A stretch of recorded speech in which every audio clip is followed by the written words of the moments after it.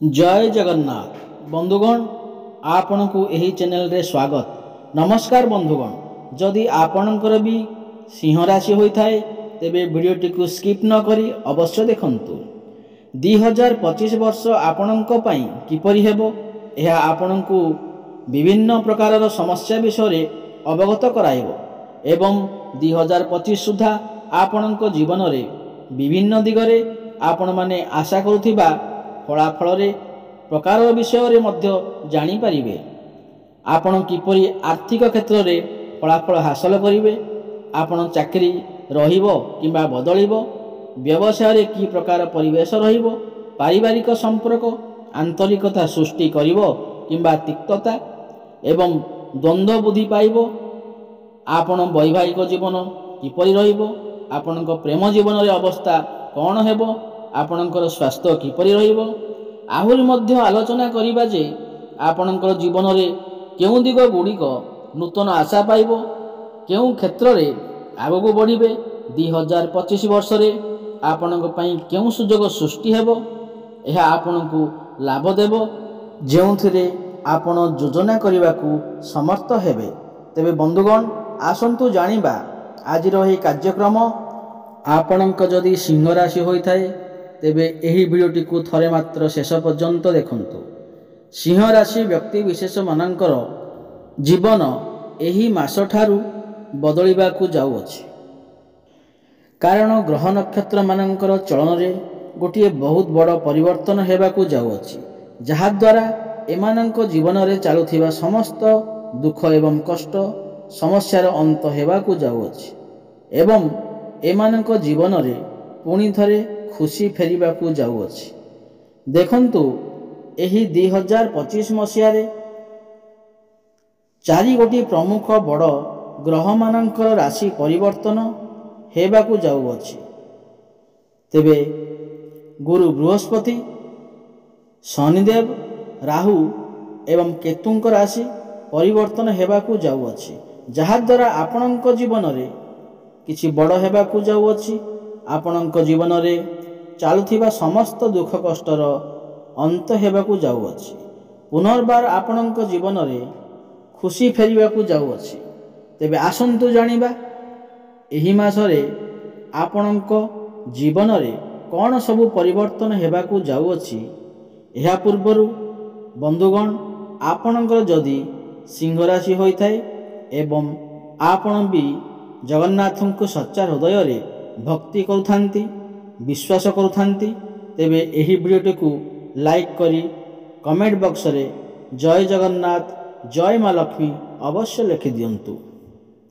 बंधुगण देखंतु पूर्वरु आपणकर स्वास्थ्य खराब रहउथिला, धन जनित समस्या देखा देउथिला, आपण ऋण नेउथिले किंतु ऋण सुझी पारु नथिले, ऋणर भार आपणक उपरे बढ़ी चलुथिला, गृह परिवार रे खुशीर वातावरण आदौ नथिला, शिक्षा क्षेत्र रे समस्या देखा देउथिला, आपणकर अजथा खर्च हेउथिला, समाज रे आपण मानकु मान सम्मान मिलु नथिला, आपणकु चाकरी प्राप्ति होई पारु नथिला, आपणक व्यापार वाणिज्य रे मध्य लॉस हेउथिला, प्रेम जीवन रे मध्य सफल होई पारु नथिले, समस्या देखा देउथिला। तेबे एही भली जहाँ भी समस्या आपणक जीवन रे चालुथिला ताहा एबे दूर हेबाकू जाउअछि। आपणक जीवन रे पुणी थरे खुशीर लहरी फेरिबाकू जाउअछि। आपणक जीवन रे नुआ सूर्य उदय हेबाकू जाउअछि। बंधुगण नूतन गृह भूमि एवं जानवाहन क्रय करिवार आकस्मिक जुजो सृष्टि हेबो।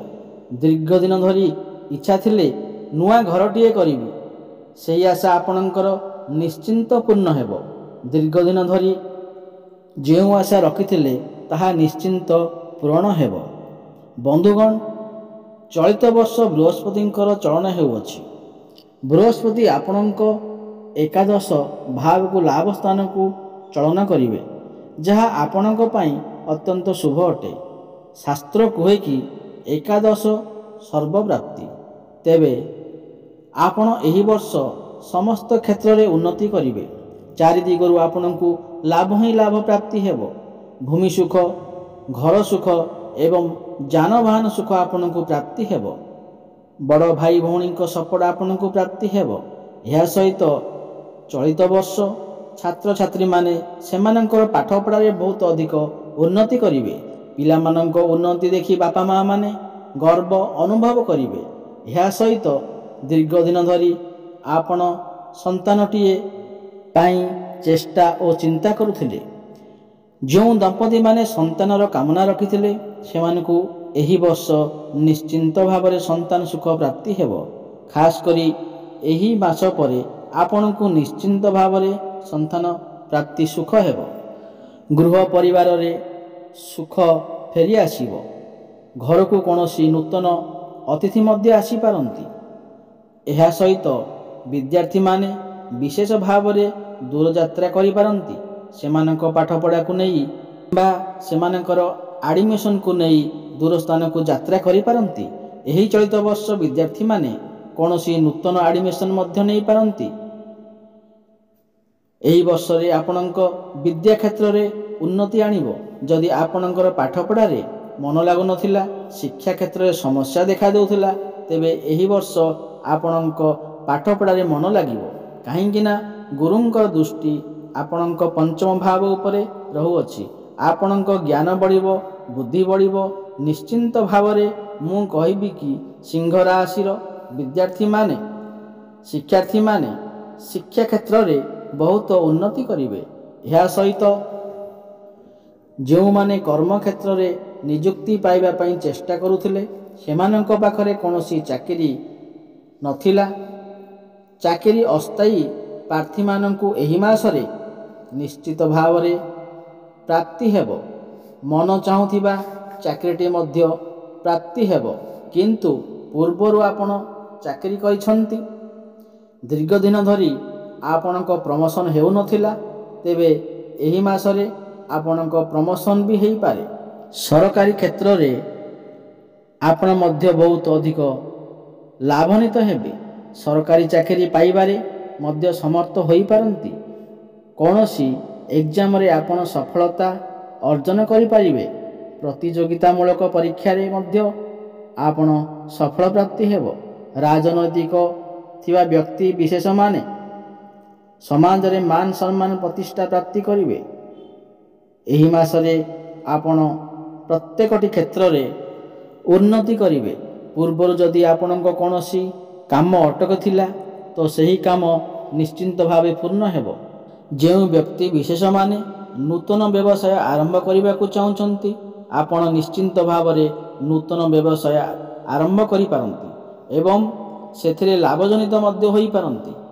ଅନଲାଇନ୍ କ୍ଷେତ୍ରରେ, ଡିଜିଟାଲ କ୍ଷେତ୍ରରେ, ବ୍ୟାଙ୍କିଂ କ୍ଷେତ୍ରରେ, ଟୁର୍ ଆଣ୍ଡ ଟ୍ରାଭେଲ୍ସ କ୍ଷେତ୍ରରେ ଆପଣଙ୍କୁ ବିଶେଷ ସଫଳତା ପ୍ରାପ୍ତି ହେବ। ବିଶେଷ କରି ମାର୍କେଟିଂ କ୍ଷେତ୍ରରେ ଥିବା ପିଲାମାନଙ୍କୁ ଅଧିକ ସଫଳତା ପ୍ରାପ୍ତି ହେବ। ବ୍ୟବସାୟରେ ଥିବା ବ୍ୟକ୍ତି ବିଶେଷମାନଙ୍କୁ ଏହି ମାସଟି ନିଶ୍ଚିନ୍ତ ଭାବରେ ଶୁଭ ଫଳ ପ୍ରଦାନ କରିବ। ଆପଣ ବାଣିଜ୍ୟ କ୍ଷେତ୍ରରେ ଆପଣଙ୍କ ଗ୍ରାହକ ବଢ଼ିପାରନ୍ତି। ବେପାରକୁ ନେଇ ନୂଆ ନୂଆ ଆଇଡ଼ିଆ ଆପଣଙ୍କ ମନକୁ ଆସିପାରେ। ତେଣୁ ପ୍ରତ୍ୟେକଟି କ୍ଷେତ୍ରରେ ବୃହସ୍ପତି ଆପଣମାନଙ୍କ ପାଇଁ ଶୁଭ ସ୍ଥାନରେ ଅଛନ୍ତି। ଏହି ମାସଟି ଭାଗ୍ୟ ଆପଣଙ୍କ ପୂର୍ଣ୍ଣ ମାତ୍ରାରେ ସାଥ ଦେବ। ଭାଗ୍ୟ ବଳରେ ଆପଣ ସମସ୍ତ କାର୍ଯ୍ୟରେ ଉନ୍ନତି କରିବେ। କମ୍ ପରିଶ୍ରମରେ ବହୁତ ଅଧିକ ସଫଳତା ପ୍ରାପ୍ତି ହେବ। ଆପଣ କୌଣସି ବଡ଼ କାର୍ଯ୍ୟ ଆରମ୍ଭ କରିପାରନ୍ତି। ବଡ଼ ଇନଭେଷ୍ଟମେଣ୍ଟ ମଧ୍ୟ କରିପାରନ୍ତି। କୌଣସି ଆର୍ଥିକ ସ୍ଥାନକୁ ଆପଣ ଯାତ୍ରା କରିପାରନ୍ତି। ପିତାଙ୍କ ସାହାଯ୍ୟ ସହଯୋଗ ପ୍ରାପ୍ତି ହେବ। ଯେଉଁମାନେ ପ୍ରେମ କ୍ଷେତ୍ରରେ ଅଛନ୍ତି ସେମାନଙ୍କର ଭଲ ପାଇବା ବିବାହର ରୂପ ନେଇପାରେ। ପୂର୍ବରୁ ଯଦି ଆପଣଙ୍କ କଥାବାର୍ତ୍ତା ବନ୍ଦ ହୋଇଯାଇଥିଲା, ବ୍ରେକଅପ୍ ହୋଇଯାଇଥିଲା, ସେମାନଙ୍କର ପୁଣି ଥରେ କଥାବାର୍ତ୍ତା ହୋଇପାରେ। ଏହି ମାସରେ ଆପଣଙ୍କୁ ଭ୍ରମଣ ସୁଖ ମଧ୍ୟ ପ୍ରାପ୍ତି ହେବ। ଆପଣଙ୍କୁ ବିଦେଶ ଯାତ୍ରା କରିବାର ମୌକା ମଧ୍ୟ ପ୍ରାପ୍ତି ହେବ। ବୈବାହିକ ଜୀବନ, ଦାମ୍ପତ୍ୟ ଜୀବନ ସୁଖମୟ ହେବ ଏବଂ ଏହି ମାସରେ ଆପଣଙ୍କ ସ୍ୱାସ୍ଥ୍ୟ ବହୁତ ଭଲ ରହିବ। ପୂର୍ବରୁ ଯଦି କୌଣସି ରୋଗ ଆପଣଙ୍କୁ ଆକ୍ରାନ୍ତ କରୁଥିଲା ରୋଗ ଛାଡ଼ିବାର ନାଁ ଧରୁନଥିଲା। ଉତ୍ତମ ଡାକ୍ତରଙ୍କ ପରାମର୍ଶ ଆପଣ ନେଇପାରୁନଥିଲେ, ତେବେ ସମସ୍ତ ସମସ୍ୟାରୁ ମୁକ୍ତି ମିଳିଯିବ। ଆପଣ ନିଜକୁ ନିଜେ ସ୍ୱାସ୍ଥ୍ୟବାନ ଅନୁଭବ କରିବେ। ଆପଣମାନେ ଯଦି ପୂର୍ବରୁ କୌଣସି ଋଣ ନେଉଥିଲେ, ସୁଝିବାରେ ସକ୍ଷମ ହୋଇପାରୁନଥିଲେ, ତେବେ ଏହି ମାସରେ ଆପଣ ଋଣ ସୁଝିବାରେ ସକ୍ଷମ ହୋଇପାରନ୍ତି ଏବଂ ଆପଣଙ୍କୁ ନୂତନ ଲୋନ୍ ମଧ୍ୟ ମିଳିପାରେ।